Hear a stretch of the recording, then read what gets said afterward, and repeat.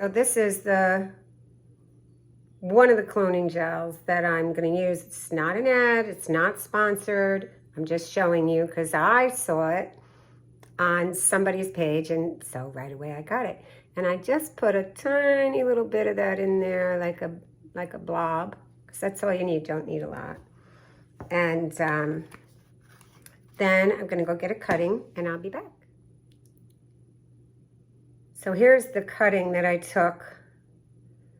And some people, if you watch videos, say to leave all that on the bottom, and they put it in rooting powder, and then they put it in dirt with vermiculite, and boom, without water. So, and then other people use water, but I go with what Kristen Albrecht said. I don't know if it's okay to quote somebody, but I did, where you take off these leaves at the bottom, and then with a knife take off the remainder of that part of those leaves, and then dip it in the goop, the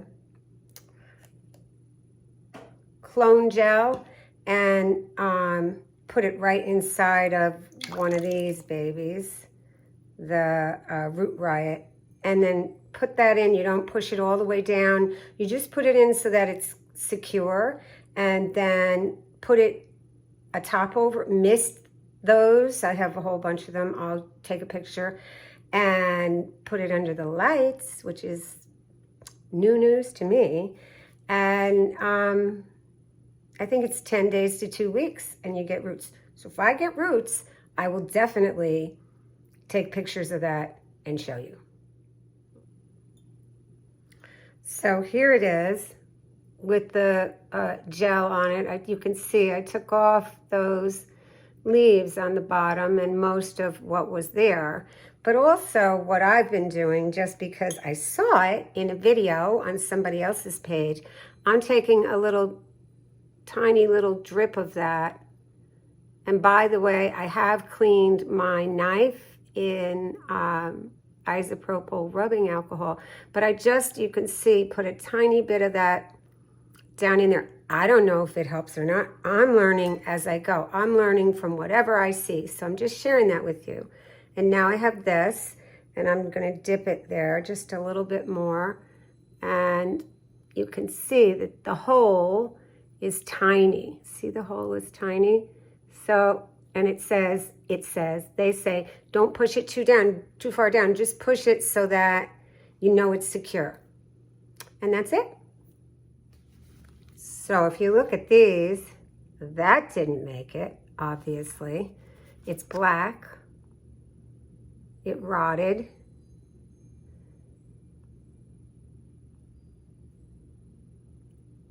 Doesn't look like any roots came from that, so we'll throw it away. That was corally, and here's another corally. Look at that. So it actually started to root, and then it died, turned all black and died. So those were done in a 4-inch pot with dirt and vermiculite and a tiny little sprinkling of water. Didn't work. So I won't do it that way again. I'm only going to do it this way in the dome. I'll show you, because these are happy campers.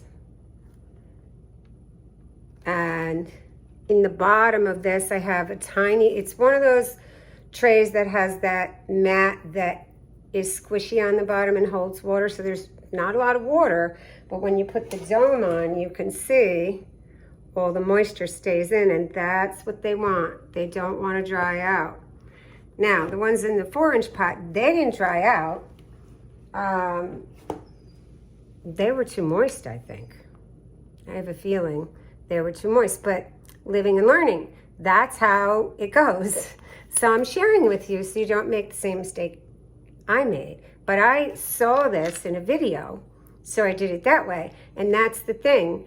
What's great about the tubers is once they wake, they start, if they're good, they start shooting out these from the eyes, these shoots, and they just keep coming. Every time you cut one, they keep coming. That's the beauty of it. So yeah, I lost some, but I learned something. So did you. Looks like that when it's done.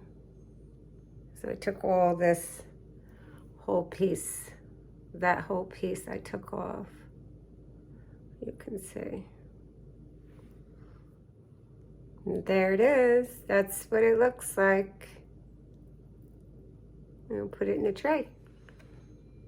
So I'm cleaning the knife or whatever you use in between every cut to make sure there's no bacteria going from one to another in case one of the tubers is infected. All right, clean knife.